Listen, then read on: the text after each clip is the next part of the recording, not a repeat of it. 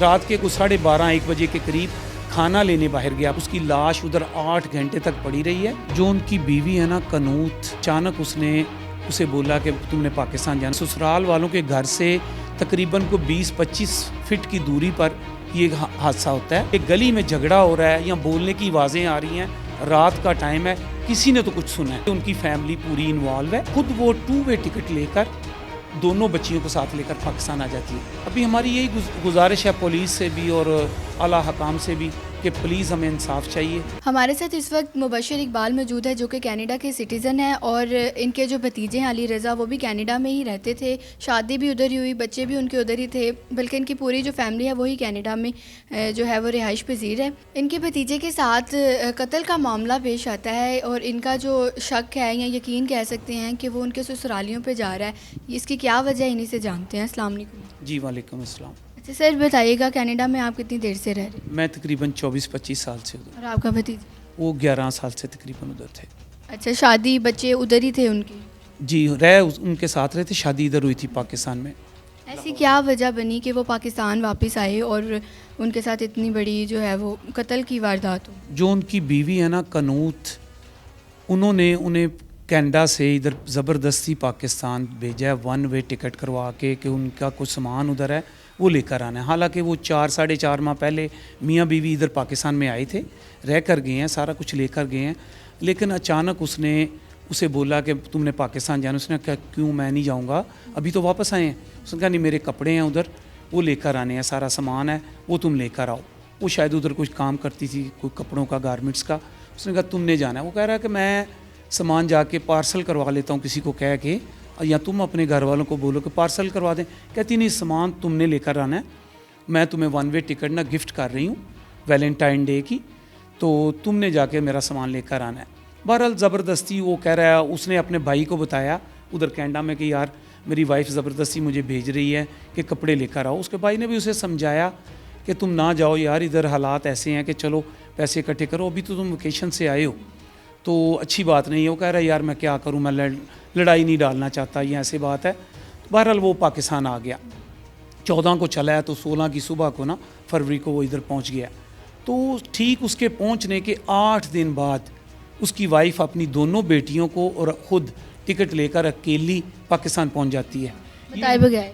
جی بتائے بغیر، ہسبینڈ کی پرمیشن کے بغیر یا اس کو بتائے بغیر وہ پاکستان پہنچ جاتی ہے، جس کا ہمیں بالکل 1% بھی آئیڈیا نہیں ہے کہ کیا وجہ ہے یہ. لیکن صاف ظاہر ہو رہا ہے کہ پہلے ہسبینڈ کو بھیج رہی ہیں 8 دن پہلے، تو 8 دن بعد وہ خود جا رہی ہیں. اس کی کیا وجہ ہے؟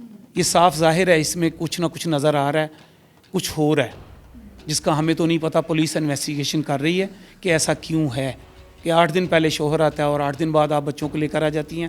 اس کی 1 وے ٹکٹ کروائی گئی ہے جو کہ قنوت نے کسی کو پیسے دے کے کروائی ہے.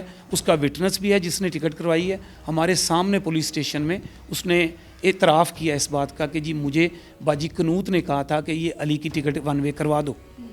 وہ ٹکٹ کروائی ہے تو خود وہ 2 وے ٹکٹ لے کر دونوں بچیوں کو ساتھ لے کر پاکستان آ جاتی ہیں، اور اس کے شاید کوئی 8-10 دن بعد یہ واقعہ پیش آ جاتا ہے. تو ایسے لڑائی جھگڑے پہلے بھی ہوا کرتے تھے؟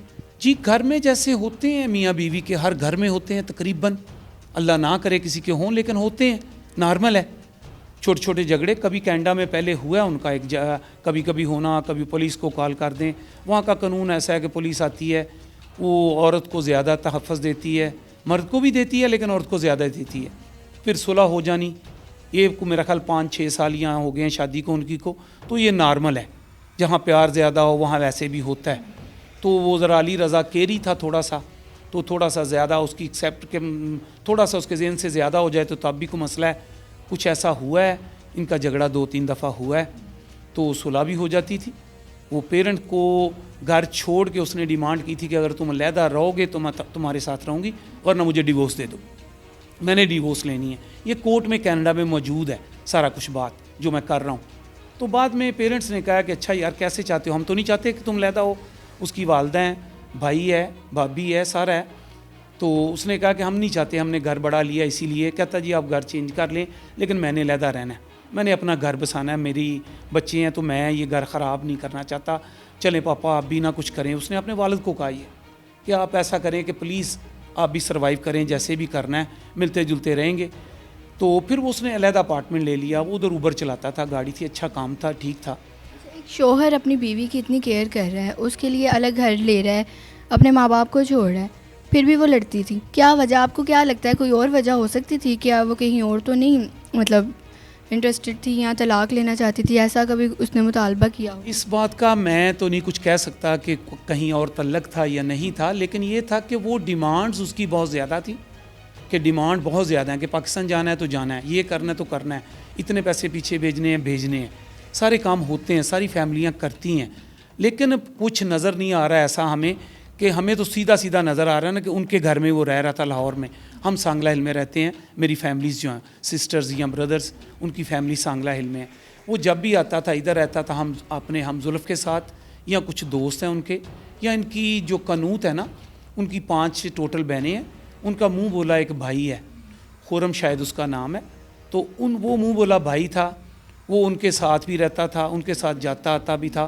ابھی ہماری یہی گزارش ہے پولیس سے بھی اور اعلیٰ حکام سے بھی کہ پلیز ہمیں انصاف چاہیے.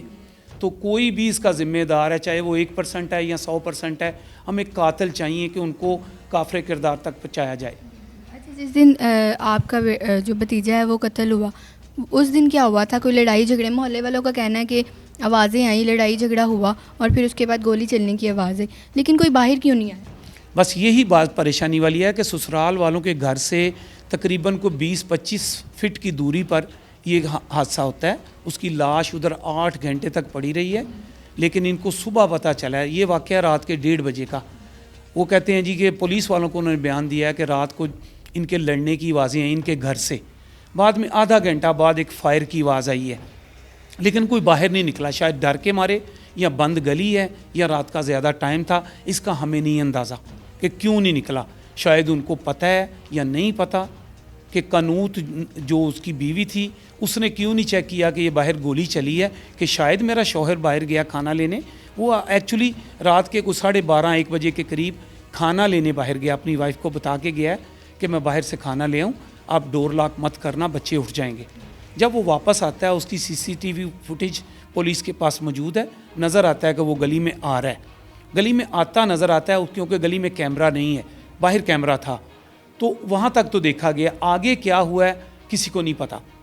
لیکن ہمیں یہ نظر آ رہا ہے نا کہ گلی میں جھگڑا ہو رہا ہے یا بولنے کی آوازیں آ رہی ہیں، رات کا ٹائم ہے، کسی نے تو کچھ سنا ہے. ایسا کیسے ہو سکتا ہے کسی نے سنا نہ ہو؟ اس کی بیوی جو کہ اپنے ہسبینڈ کا انتظار کر رہی ہے کہ وہ کھانا لینے گیا ہے، وہ گھر نہیں آتا، باہر لڑنے کی آوازیں، یا کسی نے اس کو اپروچ کیا ہے یا دھکا دیا ہے، گرایا ہے، گولی چلائی ہے. اس کسی بات کا اس کی وائف کو پتہ نہیں چلا کہ میرا ہسبینڈ دروازہ کھول کے گیا ہے، میں دیکھوں باہر کہ یہ گولی کی آواز کیسی ہے، یا دیکھوں ابھی تک وہ کیوں نہیں آیا. اس بات سے ہمیں 100% لگ رہا ہے کہ ان کی فیملی پوری انوالو ہے. ہم نے نامزد بھی کروایا ہے، لیکن ہم انصاف چاہتے ہیں. ہم کسی گناہ گار کو سزا دلوانا نہیں چاہتے، چاہے وہ اس کی بیوی ہے یا ان کے فیملی سے کوئی بھی آدمی ہے. لیکن کوئی بھی شامل ہے، اس کو ہم چاہتے ہیں کہ سزا پوری ملے. ہمیں انصاف ملنا چاہیے.